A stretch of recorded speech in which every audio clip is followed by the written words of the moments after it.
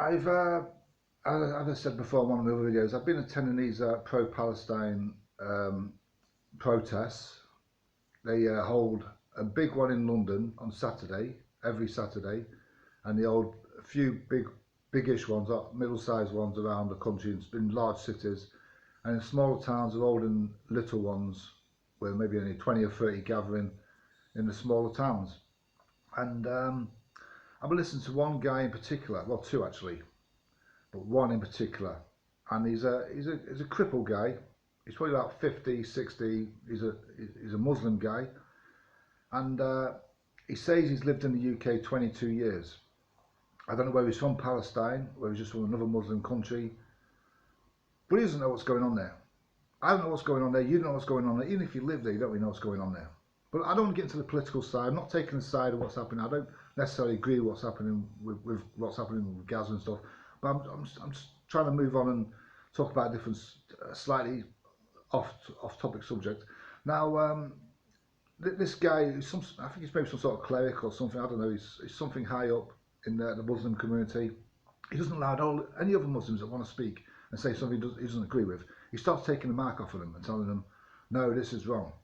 If another Muslim starts criticising Hamas, he takes the mic off them.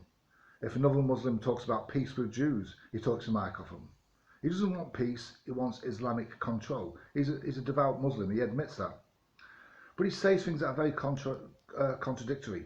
He's very good at talking and he gets the people on the side. And he's got these white middle class socialists who are on his side and they're clapping and cheering everything he says.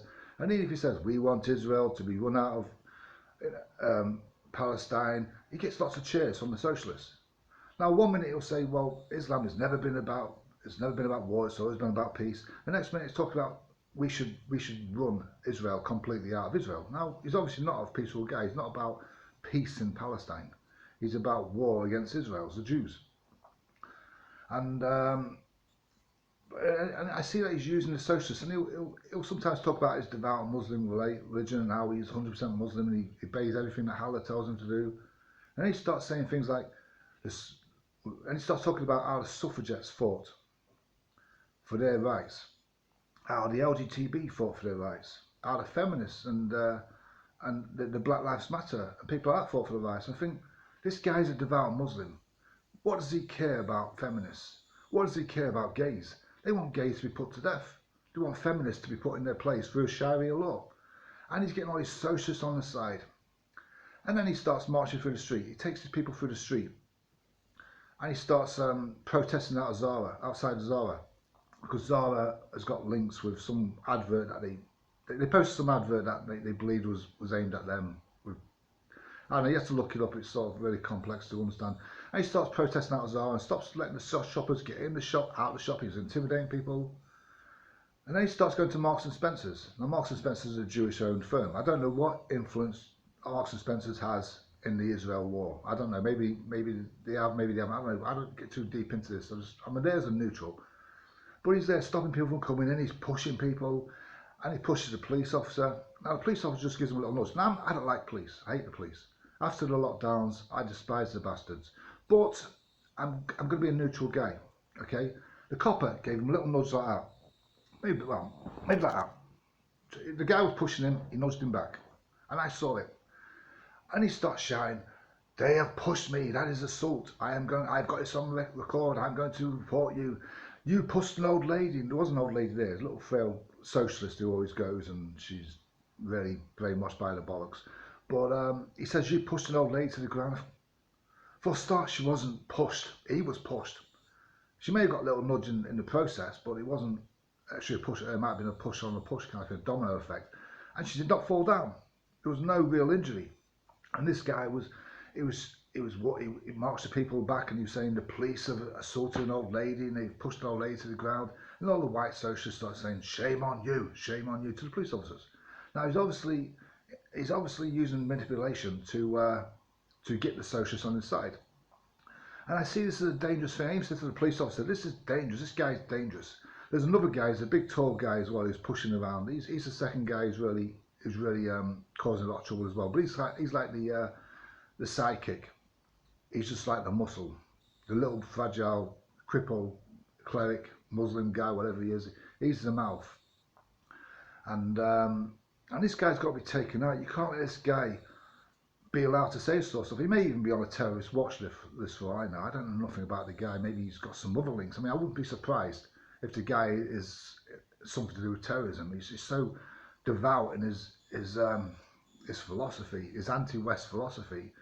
And he'd be blaming Britain, he'd be blaming the United States for what's happening in Israel, and say the government's responsible, the people are responsible, not doing anything. He's basically calling us responsible for not doing anything. We're just people, what do we know about it? And it's this way of getting people on his side. And the socialists are being taken by this. And I believe, I don't know whether this will happen, but there's 4 million Muslims in the UK out of a 67 million population. And if the socialists get on their back and get on their side, and more people get on their side with the momentum, the Muslims could take some control of the UK. I mean, you've got all these immigrants coming in, most of them are Muslim, and this 4 million is probably going to, it's going to increase, definitely. And I mean, the contradictory figures, there's an LGBT people at these protests as well, waving these rainbow flags around. And I'm thinking to myself, do you actually know what Islam is about? Do you actually read the Quran? Do you know that if these people get in power, they're going to have you put to death? They're going to have the feminists put into place through Sharia law. No, these socialists stand up for all this. They stand up for abortion. The Muslims don't agree with abortion. They stand up for, well, they're into a lot of things. You know, a lot of leftish idealism. The Muslims are not left. They are about murder. They are about killing. And I'm not taking sides in this. I'm not agreeing with what's going on in Gaza. Okay, I don't want to be sound like I'm pro-Israel or anything. I'm just talking as a neutral. Even if there was an Israel march, I would attend that. I believe everyone should have a right to speak. I do.